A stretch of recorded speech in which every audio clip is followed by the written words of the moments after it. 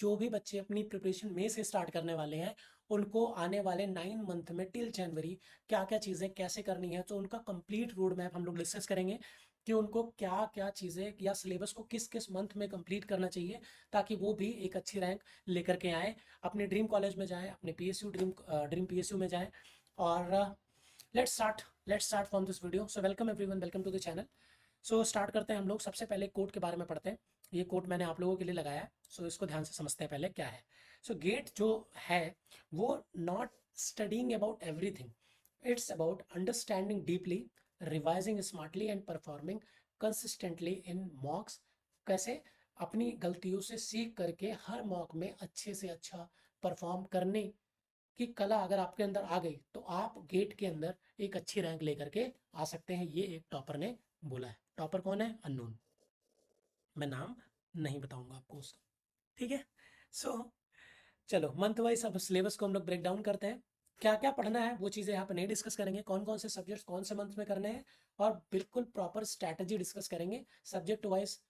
क्या क्या चीज़ें पढ़नी है एक एक टॉपिक वाइज हम लोग डिस्कस नहीं करने वाले, यहाँ पे सब्जेक्ट डिस्कस करने वाले कि इस मंथ में ये वाले सब्जेक्ट्स कवर करने हैं। ठीक है। सो स्टार्ट करते हैं। जो मई से स्टार्ट करने वाले, मई 2026, उनको सबसे पहले क्या कंप्लीट करना है बेटा? सबसे पहले आपको डिस्क्रीट मैथ्स कंप्लीट करना है, और डिजिटल लॉजिक छोटा सा सब्जेक्ट है, इसको आपको कंप्लीट करना है। ठीक है। ये मई मंथ में आराम से हो जाएगा आपका। डिस्क्रीट मैथमेटिक्स पे ज़्यादा फोकस करना। ये 8 से 10 मार्क्स इस ईयर भी काफ़ी अच्छे क्वेश्चन डिस्क्रीट से आए हुए थे।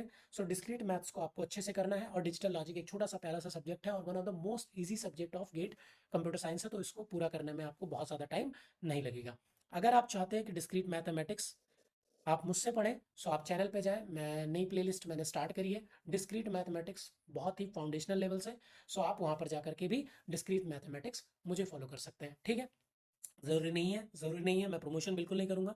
ज़रूरी नहीं है आप मुझसे पढ़ें, आप जहाँ से भी पढ़ रहे हैं डिस्क्रीट मैथ्स को आप पहले पढ़ें। ठीक है। नेक्स्ट मंथ में आपको जून से लेकर मिड जुलाई तक आपको कंप्लीट करना है C programming, data structure plus algorithm. 3 अच्छे सब्जेक्ट्स हैं, बड़े सब्जेक्ट हैं, हाई वेटेज सब्जेक्ट्स हैं। कैसे भैया? ये 3 सब्जेक्ट्स मिला करके आपके 15 से 20 मार्क्स या 18 से 20 बोल दूँ तो कम नहीं होगा। ठीक है। 18 से 20 मार्क्स ये कवर करते हैं। इसमें डाटा स्ट्रक्चर और एल्गोरिथम आपको बहुत अच्छे लेवल का कंप्लीट करना है, बड़े सब्जेक्ट्स हैं, तो इसको पूरा करने में आपको मैंने यहाँ पे दिया है अप्रॉक्सीमेटली 1.5 मंथ, बट ये हो जाएगा, आराम से हो जाएगा। ठीक है। क्योंकि बहुत सारी चीज़ें आप लोगों को पहले से पता होती हैं, ऐसा कंप्यूटर साइंस इंजीनियर, सी लैंग्वेज, बहुत बेसिक चीज़ें आपको पता होती है, बट आपको कॉन्सेप्चुअल क्वेश्चंस यहाँ पे करने हैं। क्वेश्चंस के थ्रू चीज़ें समझनी है सी प्रोग्रामिंग में, और थ्योरीज या कॉन्सेप्ट जो भी है डेटा स्ट्रक्चर एल्गोरिथम्स के काफ़ी ज़्यादा स्ट्रॉन्ग करने पड़ेंगे अगर आपको एमएसक्यू अटेम्प्ट करना है तो। क्लियर है ये चीज़? ठीक है। नेक्स्ट, मिड जुलाई से मिड अगस्त, 1 महीने के टाइम में आपको क्या करना है? कंप्यूटर नेटवर्क्स को पढ़ना है और डीबीएमएस पढ़ना है। DBMS as compare to computer networks बहुत ज़्यादा ईज़ी है, तो ये भी आपको आसानी से कंप्लीट हो जाएगा। ऐसा कुछ इसमें बहुत टफ चीज़ें नहीं है जो नहीं समझ में आएँगी। लॉजिक पे चीज़ है, एक कॉन्सेप्ट पढ़ो, वो चीज़ समझो, उसके पीवाईक्यूज़ लगाओ। हाँ, एक चीज़ और, आपको पीवाईक्यू साथ-साथ में करते रहना है, बंडल बना के नहीं रखना है लास्ट तक के लिए, क्योंकि वो सॉल्व बिल्कुल हो नहीं पाता है। तो आपको साथ-साथ चीज़ें करते रहनी है। तो कंप्यूटर नेटवर्क्स प्लस डीबीएमएस आपको साथ-साथ सॉल्व करने हैं। थ्योरीज पढ़नी है, पीवाईक्यूज लगाना है, थ्योरीज पढ़नी है, पीवाईक्यूज लगाना है। कॉन्सेप्ट को अच्छी तरीके से समझना है, रश करके भागना नहीं है कि मैंने लेक्चर 1, लेक्चर 2, लेक्चर 3, लेक्चर 4 कर लिए, लेकिन हमको चीज़ें कुछ समझ में नहीं आ रही, 4 दिन बाद उठा के देख रहे हैं तो लेक्चर 1 में क्या पढ़ाया था मुझे कुछ नहीं पता। ऐसे नहीं पढ़ना है। ठीक है। अच्छे से इन डेप्थ पढ़ना है, क्योंकि एमएसक्यू लगाना है, कॉन्सेप्चुअल क्वेश्चन आते हैं वहां से। ठीक है। मिड अगस्त से लेकर मिड सितंबर तक क्या पढ़ना है आपको? TOC and compiler design. Compiler design बहुत छोटा सब्जेक्ट है। ठीक है। थ्योरी ऑफ कंपटीशन अगर आप पढ़ते हैं तो कंपाइलर डिजाइन के कुछ पार्ट मैक्सिमम पार्ट कवर हो जाते हैं। लाइक मैं अगर बोलूँ तो 50% मार्क्स टीओसी से ही कवर हो जाते हैं कंपाइलर डिजाइन में, बट वही पार्सर वाले पार्ट रह जाते हैं जो कि कंपाइलर में तुमको एक्स्ट्रा पढ़ना है। लाइवनेस ऑफ वेरिएबल वो भी पार्ट है जो कि आपको एक्स्ट्रा पढ़ना है। बाकी हो जाएगा आपका 1 महीने में, बहुत आराम से चिल करके हो जाएगा। टीओसी की बात करें तो 8 से 10 नंबर के आ जाते हैं। कंपाइलर डिज़ाइन की बात करें तो 4 से 6 नंबर को आपको कंपाइलर डिज़ाइन देखने को मिलता है गेट कंप्यूटर साइंस के पेपर में। ठीक है। नेक्स्ट, मिड सितंबर से मिड अक्टूबर तक आपको क्या करना है भैया? 2 heavy subjects, one of the best subjects, one of the heavy subjects और हाई वेटेज सब्जेक्ट्स हैं, operating system and computer architecture and organisation आपको पढ़ने हैं। काफ़ी कुछ पार्ट है इसमें, कुछ पार्ट है ऑपरेटिंग सिस्टम का और कंप्यूटर आर्किटेक्चर ऑर्गेनाइजेशन का, जो आपको लगेगा कि हाँ भैया ये मैच होता हमको दिख रहा है, ये कॉमन पार्ट है, उसके वजह से आपको ये पार्ट थोड़ा आसान लग सकता है। दोनों में को रिलेशन तो है।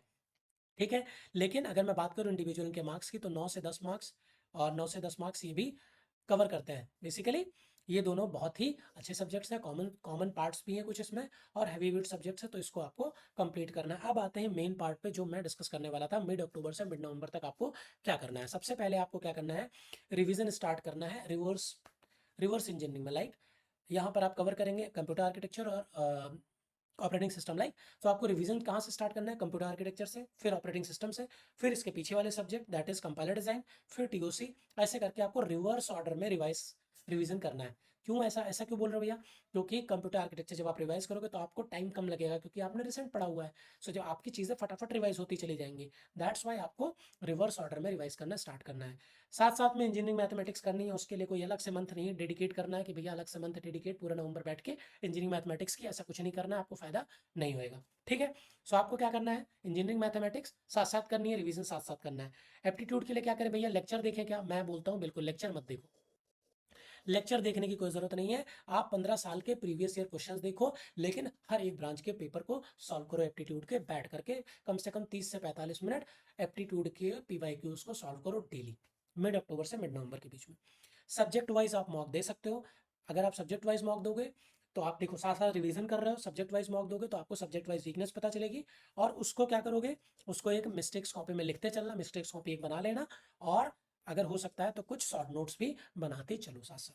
ठीक है, नेक्स्ट मिड नवंबर से मिड दिसंबर तक आपको क्या करना है, 15 साल के प्रीवियस पेपर को उठाना है, जो कि तुम कुछ तो पैटर्न सॉल्व कर चुके होगे, क्योंकि सब्जेक्ट के साथ साथ भी पीवाईक्यूज लगा रहे हो, तो तुमको कॉन्फिडेंस वहां से बिल्ड हो जाएगा। और दूसरी बात, subject wise PYQs sorry subject wise test भी लगा रहे हो, तो यहाँ से कुछ हद तक कॉन्फिडेंस आपका बिल्ड हो जाएगा। साथ साथ अगर आप 15 साल के प्रीवियस ईयर को उठाते हो, टाइमर के साथ लगाते हो, सो उससे आपको क्या पता चलेगा, उससे आपको ये पता चलेगा कि कितने क्वेश्चंस में तुम तुक्का मार रहे हो, कितने क्वेश्चंस तुम टाइम प्रेशर की वजह से गलत कर रहे हो, और कितने क्वेश्चंस में तुम्हारे कॉन्सेप्ट्स लैग कर रहे हैं, और कितने क्वेश्चंस ऐसे हैं जो तुमको समझ में ही नहीं आ रहा है। ये भी तो हो सकता है, राइट। सो ये सब चीज़ें आपको यहाँ से पता चलेगी जब आप टाइमर लगा के प्रीवियस ईयर को सॉल्व करोगे। ठीक है, दूसरी बात, आपको प्रैक्टिस करना है नेट क्वेश्चंस की, क्योंकि नेट क्वेश्चंस में कॉन्फिडेंस बहुत ज़्यादा कम होता है बच्चों को, क्योंकि शक की निगाह से देखते हैं कि क्या ये मैंने सही किया, क्या 16.62 इसका आंसर है, या 16.61 इसका आंसर है, या 17.61 इसका आंसर है। तो ये कंफ्यूजन आपकी दूर हो जाएगी अगर आप प्रैक्टिस क्वेश्चन में नेट क्वेश्चंस की प्रैक्टिस करके जाते हैं। मिस्टेक्स कॉपी आपकी चली रही है, एप्टीट्यूड आप 30 से 45 मिनट डेली सॉल्व भी कर रहे हैं, साथ साथ इंजीनियरिंग मैथमेटिक्स के लेक्चर्स आप देखते रहना। ठीक है, अब मिड दिसंबर से मिड जनवरी तक आपको क्या करना है, आपको फुल लेंथ टेस्ट लगाने हैं, आपको अपनी एक्यूरेसी और स्पीड पे काम करनी है। नेक्स्ट, आपको हाई वेटेज सब्जेक्ट्स के रिवीजन करने हैं, टॉपिक्स लगाने हैं, जहाँ पे जो टॉपिक्स आपके गलत हो रहे हैं फुल लेंथ टेस्ट में, या जो आपके टॉपिक्स गलत हुए थे प्रीवियस ईयर में, या कुछ टॉपिक्स ऐसे होते हैं जो सब्जेक्ट वाइज टेस्ट में भी गलत होते हैं, प्रीवियस ईयर में भी गलत हो जाते हैं, और फुल लेंथ में भी गलत हो जाते हैं, तो उन पे ज़्यादा फोकस करना है। हाई वेटेज सब्जेक्ट को और हाई वेटेज टॉपिक को बार बार रिवाइज करना है। फॉर एग्जाम्पल अगर कैश मेमोरी है, पाइपलाइनिंग है, तो इनको बार बार रिवाइज करना, और टेस्ट देते समय नए क्वेश्चन जब भी आते हैं तो उनको अच्छे से एनालाइज करो, और कोई नई लर्निंग आपको नहीं लेनी है इनके बीच में। 2 मार्क्स से क्वेश्चन दैट इज एमएसक्यू को आपको काफ़ी ज़्यादा यहाँ पे प्रैक्टिस करनी पड़ेगी। ठीक है, ताकि आपके कॉन्सेप्ट अच्छे से बिल्ड हो जाए, और ढेर सारे मॉक्स आप मिड दिसंबर से मिड जनवरी के बीच में लगाएं। और फिर क्या करें, मिड जनवरी से लेकर 1 फेब के बीच में आप कुछ टेस्ट है ऑप्शनल है, लगाओ मन हो ना लगाओ कोई दिक्कत नहीं है। ठीक है, एनालाइज करो आपने जो मॉक दिया है मिड दिसंबर से मिड जनवरी के बीच में, आप उन मॉक्स को एनालाइज करो। ठीक है, क्या मिस्टेक्स हुई है, सिली मिस्टेक्स कौन कौन सी थी, उन सारी चीज़ों पे काम करना स्टार्ट करो। ठीक है, देखते रहो कहाँ पे मिस्टेक्स हुई, क्योंकि जब लास्ट टाइम में तुम ये चीज़ देख करके जाओगे कि सिली मिस्टेक्स यहाँ हुई थी यहाँ हुई थी, तो फिर वो जा करके 2-4 दिन बाद ही पेपर पड़ेगा, क्योंकि 1 फेब तक का तो ये शेड्यूल है। ठीक है, आप 1 वीक के अंदर पेपर पड़ जाएगा। ठीक है, तो 1 वीक पहले अगर आप अपनी सिली मिस्टेक्स को देख करके जाते हो, तो मैं नहीं मानता कि वो चीज़ फिर से दोहरा जाएगी आपके पेपर में। ठीक है, तो मॉक्स को दोबारा सॉल्व करके जाना। ठीक है, जो मॉक्स आपने मिड दिसंबर से मिड जनवरी में सॉल्व किए थे, उन मॉक्स को एक बार देख लेना वापस से, और अपनी मिस्टेक्स सिली मिस्टेक्स को एक बार गो थ्रू हो जाना, और अपने जो शॉर्ट नोट्स आपने बनाए थे वो चीज़, और अपने जो टेस्ट दिए थे फुल लेंथ वाले, उनको बार बार देख करके जाना, उनको याद करके जाना, याद करके एनालाइज करके जाना। ठीक है, वापस से बार बार पढ़ के बार बार एनालाइज करके, अगर आपने 1 महीने के अंदर 15 टेस्ट दिए तो 15 टेस्ट को 3-4 बार कम से कम देख करके जाना इन 15 दिन के अंदर। ठीक है, हैबिट जो आपको फॉलो करनी है डे 1 से, पीवाईक्यूज भैया लास्ट के लिए नहीं रखना है, डे 1 से अटेम्प्ट करना है।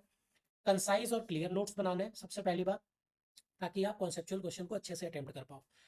वीकली आपको रिवाइज करते रहना है हर चीज़, कम से कम 6 से 8 घंटा डेली आपको पढ़ना है, क्योंकि आपको आपने मई से प्रिपरेशन स्टार्ट करी, आपको रश प्रिपरेशन करनी है, सबसे पहले आपको अपने सिलेबस अच्छे से पूरा करना है।